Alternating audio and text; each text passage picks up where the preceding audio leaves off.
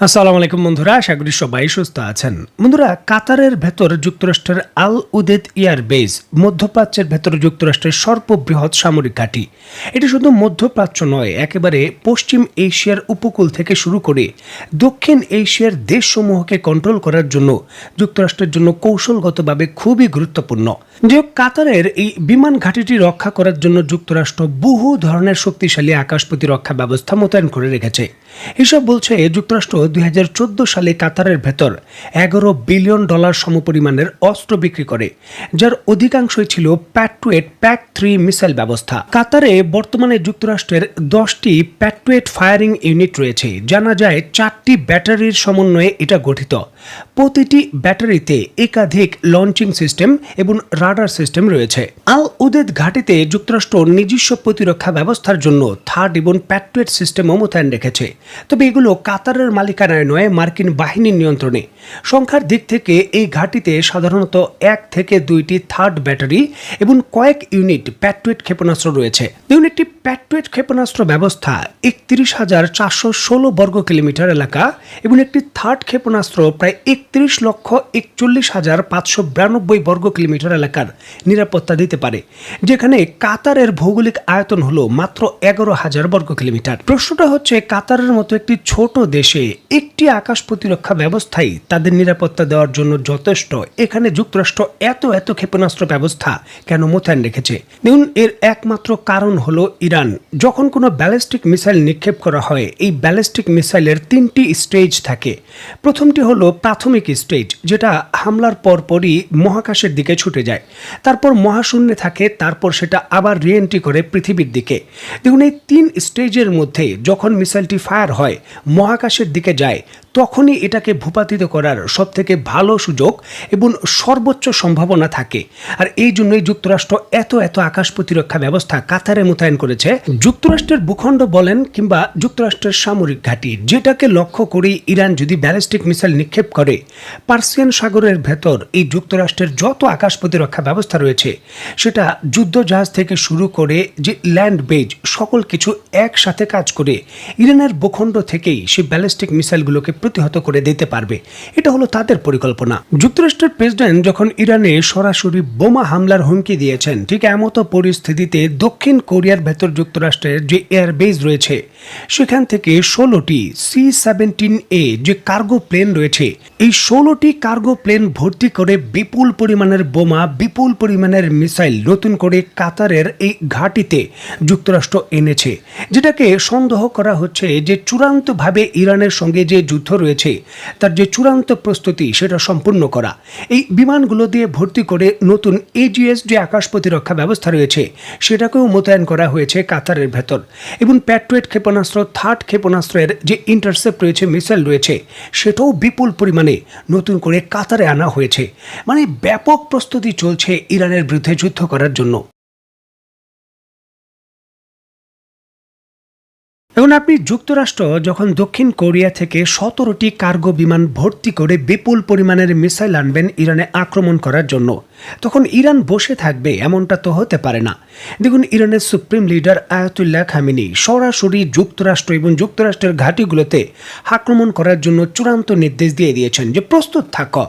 একটি বোমাও যদি যুক্তরাষ্ট্র আমাদের ভূখণ্ডে নিক্ষেপ করে, সাথে সাথে পাল্টা আক্রমণ হিসাবে কোনো দেখার দরকার নেই, যুক্তরাষ্ট্রের বিভিন্ন স্থাপনায় আক্রমণ শুরু করে দেবে।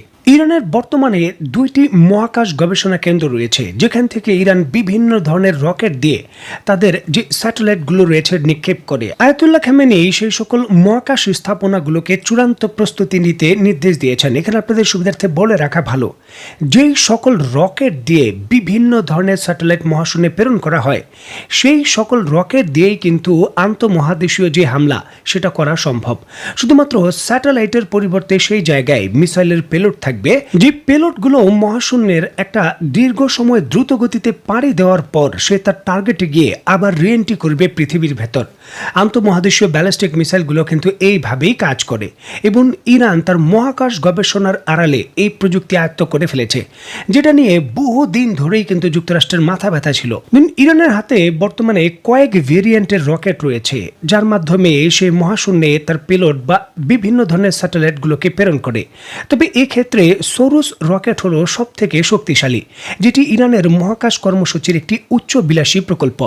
ইরানের পরবর্তী প্রজন্মের এই স্পেস লঞ্চার ভেহিকেল বা SLV হিসাবে পরিচিত এই জিনিসটি প্রায় 8 টন পেলোডকে 36,000 কিলোমিটারের উচ্চতায় পৌঁছতে পারে।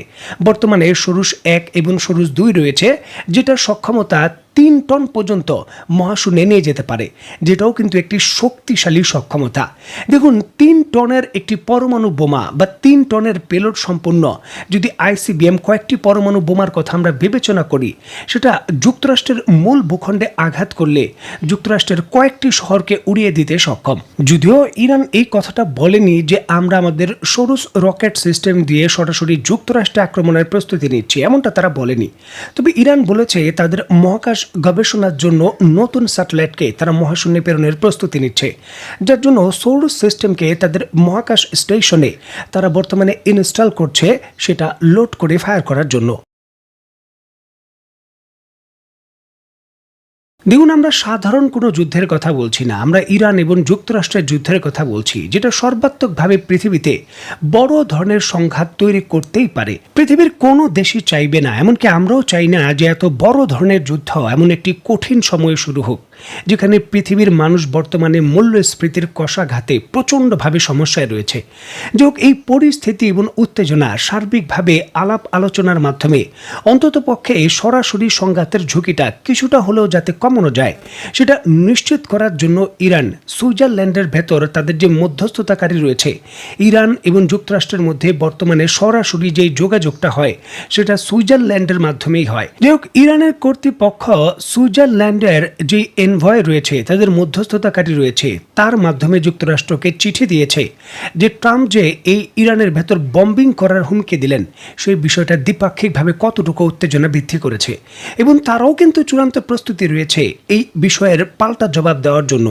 এই বিষয়কে কেন্দ্র করে সুইজারল্যান্ডের মাধ্যমে যুক্তরাষ্ট্রকে ইরান চিঠি দিয়েছে।